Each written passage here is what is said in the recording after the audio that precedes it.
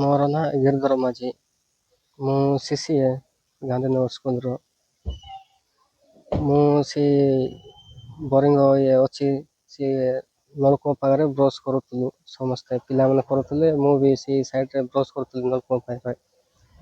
ହେଲେ 3-4 ଜଣ ପିଲା ଥିଲେ, ସିଏ ବୋର୍ଡ଼ ଗୋଟେ କରୁଛନ୍ତି, ସିମେଣ୍ଟ ବୋର୍ଡ଼ଟା ଗୋଟେ ପିଲାମାନେ ସେ ପାଖରେ ବ୍ରସ୍ କରୁଥିଲେ, ପଡ଼ିଗଲା। ଖେଳାଖେଳି ହେଉଥିଲେ କି ସିଏ ପଡ଼ିଗଲା ସେ ଉପରେ। କିଏ ଗୁରୁତର ରହିଛନ୍ତି? ଗୁରୁତ୍ୱରେ ସେଠି ତ ଅଛନ୍ତି, ମେଟ୍ରୋ ନାରକା ବି ଅଛନ୍ତି। ନାଇଁ ପିଲା କେତେ ଜଣ? ପିଲା ଅଛନ୍ତି 40 ଜଣ। ହଁ, ତାର ନା କଣ? ତାର ନାଁ ପ୍ରେମାନନ୍ଦ ବତ୍ରା। ଆଉ ଜଣେ ଗୁରୁତର ରହିଛି ସାନ ବତ୍ରା। କୋଉଠି? ସେ ବେଲଙ୍ଗାର। ହେଲେ ଘଟଣାଟା କାହିଁ ଘଟିଲା କଣ ଭାବୁଛ? ଘଟଣାର ଏଇଟା ତ କଣ୍ଟ୍ରାକ୍ଟର ବାଲା କେସ୍ କେମିତି କରୁଥିଲେ, କେମିତି ସିଏ ବୋର୍ଡଟା ବୋର୍ଡ ସେଟା କିଛି ଲେଖା ହେଇନଥିଲା। ଖାଲି ଏମିତି ବୋର୍ଡ ଗୋଟେ କରିକିରି ଚୂନ ମାରି ଦେଇକିରି ଛାଡ଼ିଦେ। ହଁ, ବର୍ଷେ ସିମେଣ୍ଟରଟା ସିଙ୍ଗଲ ଇଟାରଟା ଖାଲି କାନ୍ଥଟା ଥିଲା। ହଁ, କାନ୍ଥ ସରକାରୀ ଫଳକ। ଆମ ଆଶ୍ରମ ବିଦ୍ୟାଳୟର ଶିକ୍ଷକ ଅଛି।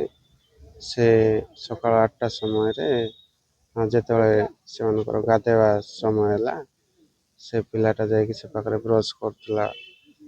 ତାପରେ ସେ ଯେଉଁ ନାମ ଫଳକ ଯେଉଁ ଥାଏ, ଅଟକଳ ମୂଲ୍ୟ ଯେଉଁ ଲେଖା ହୁଏ, ସେ ଯେଉଁ ଫଳକଟା ଆପେ ଆପେ ପଡ଼ିକି ସେ ପିଲା ଉପରେ ହେଇଗଲା। ତାପରେ ସାଙ୍ଗେ ସାଙ୍ଗେ ଆମେ ମେଡ଼ିକାଲ ପହଞ୍ଚାଇଛୁ।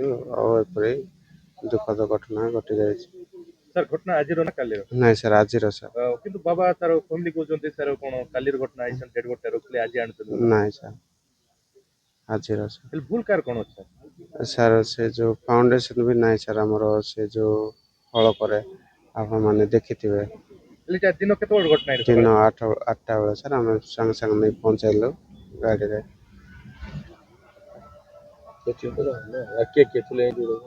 ହଁ, ଇଞ୍ଜର୍ଡ ଆଉ 2 ଜଣ ଅଛନ୍ତି ସାର୍। ଶାନ ବତ୍ରା, ତାକୁ ଜୟପୁର ରେଫର କରାଯାଇଛି। ଆଉ କିରଣ ବତ୍ରା ଏବେ ଗଲେ ସାର୍, ମେଡ଼ିକାଲ ନେଇଛନ୍ତି। କିରଣ ବତ୍ରା ଡେଥ୍ ହେଇଛି? ନାଇଁ, କିରଣ ବତ୍ରା ଡେଥ୍ ହେଇନି। ହଁ ସାର୍, ଜଣେ ଡେଥ୍ ହେଇଛି ଆଉ ଜଣେ ଇଞ୍ଜର୍ଡ ହେଇଛି? 2 ଜଣ ଇଞ୍ଜର୍ଡ ଅଛନ୍ତି ସାର୍। ହଁ ସାର୍।